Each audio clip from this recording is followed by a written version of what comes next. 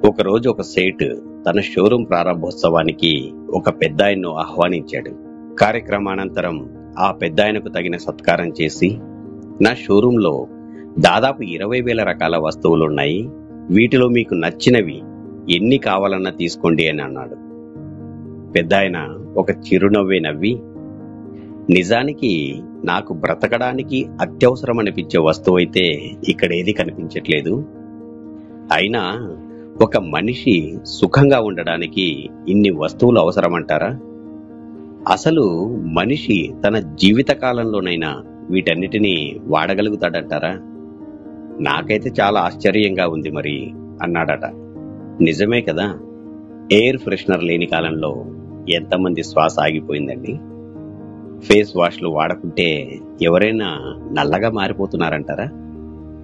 Home theatre తెచ్చుకుని ఎంతమంది కళాకారులు అయ్యారో మరి. మృదువుగా, ఒత్తుగా, నల్లగా నిగనిగలాడి జుట్టున్న వాళ్ళంతా హెయిర్ కండిషనర్స్ వాడుతున్నట్లయినా డైనింగ్ టేబుల్ మీద భోజనం చేసేవారికి మోకాళ్ళ నొప్పులు రావట్లేదా? కొంచెం ఆలోచించండి. హ్యాండ్ వాష్లు లేకుండా ఎంతమంది తాతయ్యల కడుపులో పురుగులు పడ్డాయి చెప్పండి. మనమేదో డియోడరెంట్ రాసుకున్నామని వాసన మూర్చూడ్డానికి మన దగ్గరికి ఎంతమంది వస్తున్నారు? నిజం చెప్పాలంటే నేను సుఖంగా ఉంటున్నాను అని నిరూపించుకోవడానికి మాత్రమే మనం ఇవన్నీ చేస్తున్నాం.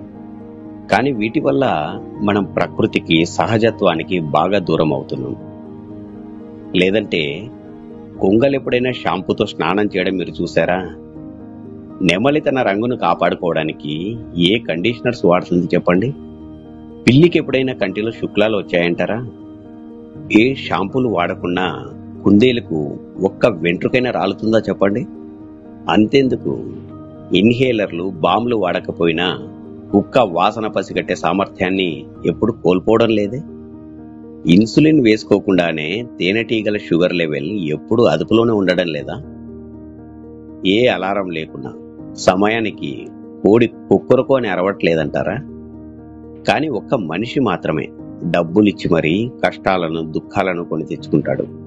కరెంటు పోతే ఒక చింత, ఇంటర్నెట్ బంద్ అయితే మరో చింత, మొబైల్ ఛార్జర్ పని చేయలేదని ఒకరు విసుక్కుంటే కేబుల్ టీవీ రాలేదని మరొకరు ఏడుస్తారు.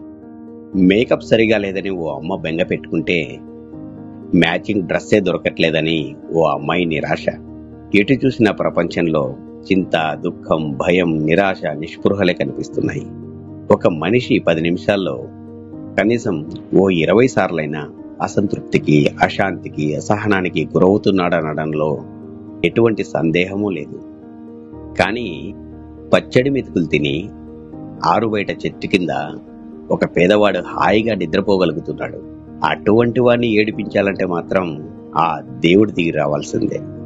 సుఖమన్నది వాస్తవానికి ప్రతి ఒక్కరి అంతరంగంలోనే దాగి ఉంది. అది ఆత్మ స్వధర్మం.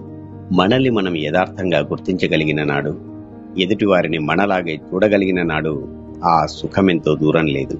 కానీ మనమంతా ఆర్భాటాలకు, హంగులకు, ఇతరుల ముందు మనల్ని మనం ప్రదర్శించుకోవడానికి అలవాటు పడ్డాం చూసారా?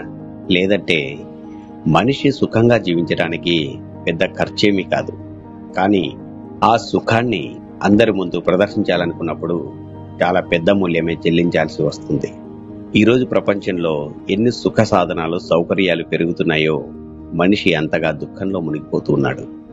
ఒంటరితనంతో, నాన్నవారే లేక సత్సంబంధాలకు, వారి ప్రేమలకు దూరం అవుతున్నాడు.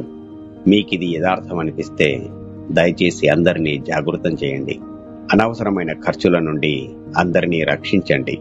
ఒక్క విషయం గుర్తుంచుకోండి, మీరు సుఖంగా ఉండడానికి ఖర్చు చేయండే కానీ ఆ సుఖాన్ని అందరి ముందు ప్రదర్శించడానికి కాదు.